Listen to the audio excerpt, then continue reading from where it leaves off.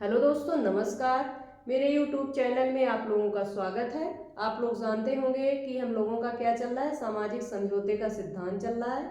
सामाजिक समझौते के सिद्धांत में हम हाब्स का सिद्धांत पढ़ चुके हैं, लाक का भी सिद्धांत पढ़ चुके हैं, रूसो का भी सिद्धांत पढ़ चुके हैं।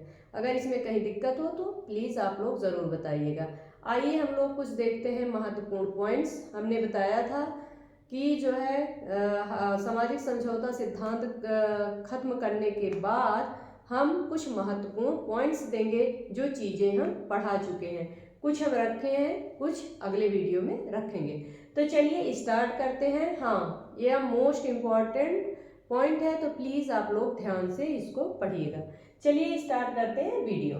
पहला पॉइंट देखते हैं। आत्मरक्षा के अधिकार को व्यक्ति का प्राकृतिक अधिकार कौन मानता है?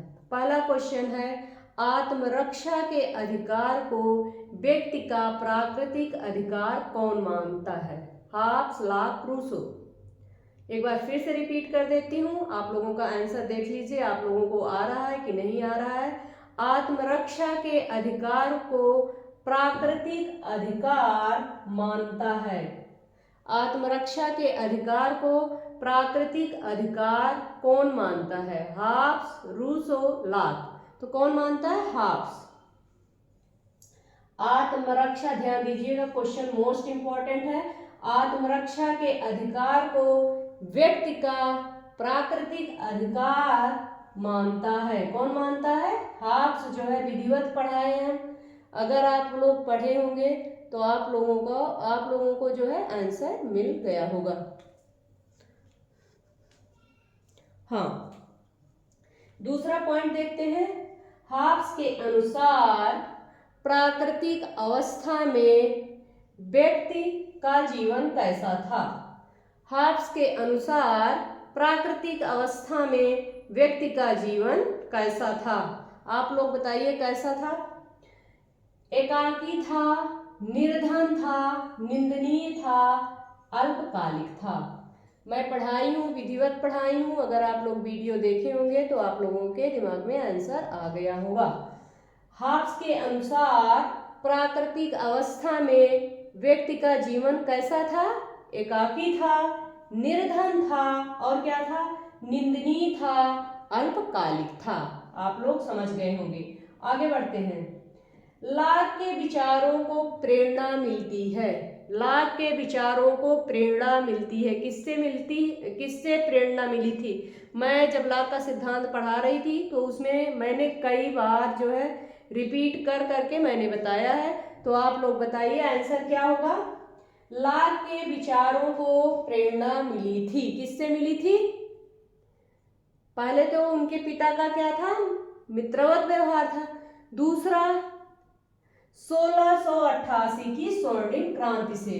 किससे लाक के विचारों को प्रेरणा मिली थी? सामाजिक समझौते के सिद्धांत को जो इन्होंने दिया है, 1688 की स्वर्णिम क्रांति। आप लोग समझ गए होंगे। आगे बढ़ते हैं। प्राकृतिक अधिकारों का सिद्धांत किसका भाग है? प्राकृतिक अधिकारों का सिद्धांत किसका भाग है?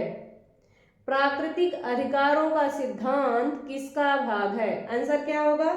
ऑप्शन दे रहे हैं हम। ऐतिहासिक विकासवादी सिद्धांत, दैवीय सिद्धांत, सामाजिक समझौते का सिद्धांत। तो प्राकृतिक अधिकारों का सिद्धांत किससे संबंधित है?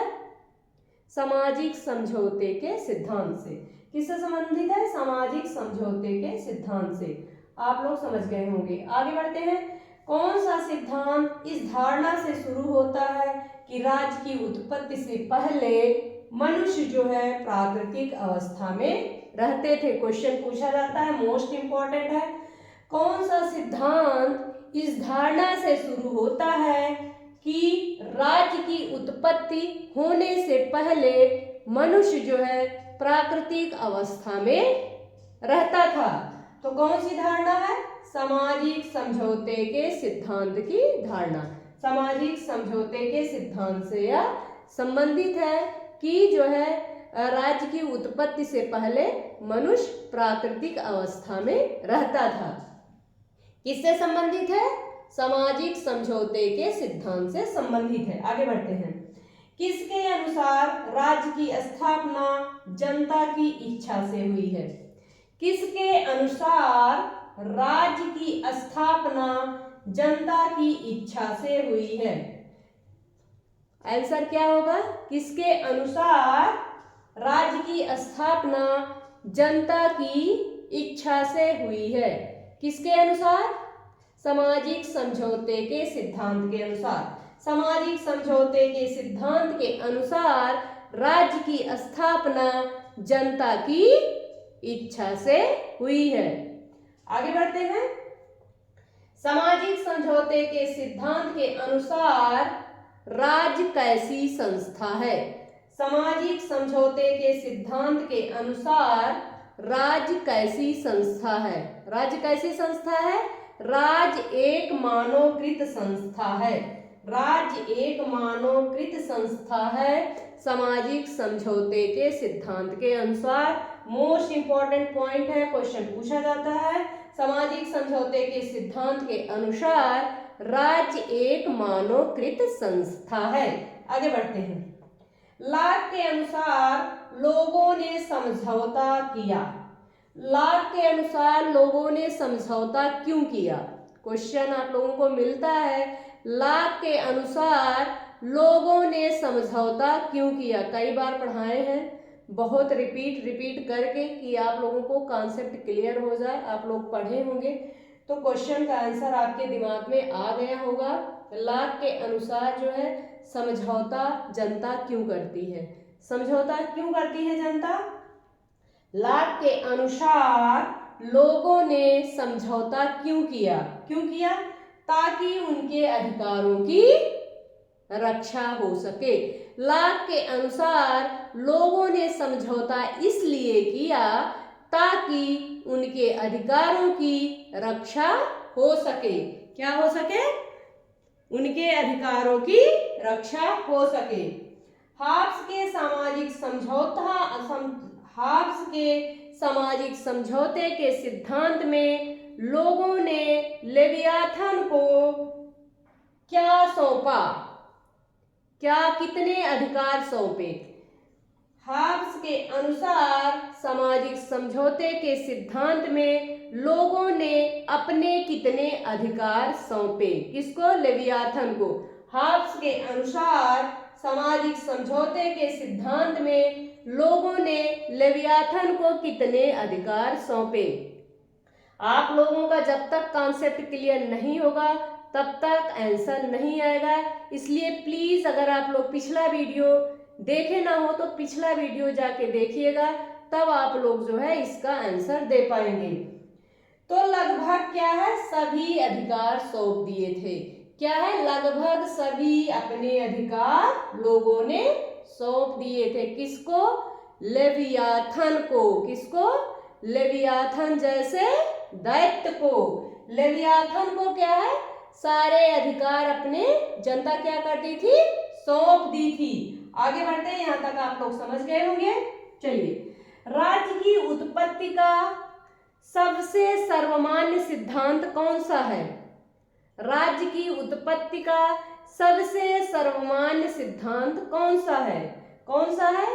ऐतिहासिक सिद्धांत या विकासवादी सिद्धांत? ऐतिहासिक सिद्धांत को ही विकासवादी सिद्धांत कहते हैं। विकासवादी सिद्धांत जो है वह क्या है? काल्पनिक नहीं है, बल्कि दैवी उत्पत्ति का सिद्धांत, सामाजिक समझौते का सिद्धांत जो है काल्पनिक है। लेकिन जो ऐतिहासिक सिद्धांत है या विकासवादी सिद्धांत है वह क्या है? राज्य की उत्पत्ति का सर्वमान्य सिद्धांत है। यह काल्पनिक नहीं है। क्वेश्चन पूछा जाता है कौन सा सिद्धांत काल्पनिक नहीं है, तो ये ऐतिहासिक विकासवादी सिद्धांत काल्पनिक नहीं है। राज्य की उत्पत्ति का सर्वमान्य सिद्धांत कौन सा है, तो ये ऐतिहासिक या विकासवादी सिद्धांत। आप लोग समझ गए होंगे, कहीं कहीं विकासवादी दिया रहता है, कहीं कहीं ऐतिहासिक दिया रहता है, उसका नाम एक ही है। ठीक है, आगे बढ़ते हैं। सामाजिक संविदा, सोशल कॉन्ट्रैक्ट का लेखक कौन है? कौन है? रूसो। मैं बता देती हूँ, रूसो की पुस्तक का क्या नाम है? Social contract. इन्होंने जो अपना सामाजिक समझौते का सिद्धांत दिया, किसमें दिया है? सामाजिक संविदा। इनकी पुस्तक का क्या नाम है? सामाजिक संविदा या सोशल कॉन्ट्रैक्ट। और हाब्स की पुस्तक का क्या नाम है जो उन्होंने सामाजिक समझौते का सिद्धांत दिया? लेवियाथन। क्या है? लेवियाथन। और जो है लॉक की पुस्तक का क्या नाम है जो उन्होंने सामाजिक समझौते का सिद्धांत दिया है? Two treatise on civil government. क्या है? Two treatise on civil government किसकी है? लॉक की पुस्तक का नाम है। चलिए आगे बढ़ते हैं। हाँ, एक जो है डिफिनेशन है, मनुष्य स्वतंत्र पैदा होता है लेकिन सर्वत्र जंजीरों से जकड़ा हुआ है। यह किसकी परिभाषा है? मनुष्य जो है स्वतंत्र पैदा होता है लेकिन सर्वत्र जंजीरों से जकड़ा हुआ है। यह किसकी परिभाषा है? तो किसने कहा है? रूसो ने। क्या कहा रूसो ने? मनुष्य जो है स्वतंत्र पैदा हुआ है लेकिन सर्वत्र जो है जंजीरों से जकड़ा हुआ है। आगे बढ़ते हैं। सामाजिक संविदा के सिद्धांत के बारे में किसने कहा है कि घटिया इतिहास, घटिया दर्शन तथा घटिया विधि के रूप में आलोचना की? किसने जो है सामाजिक संविदा के सिद्धांत को घटिया इतिहास, घटिया दर्शन तथा घटिया विधि के रूप में आलोचना की? तो किसने आलोचना की? Sir Henry man. किसने की? Sir Henry man. घटिया इतिहास, घटिया दर्शन तथा घटिया विधि के रूप में सामाजिक समझौते के सिद्धांत की आलोचना की। किसने आलोचना की?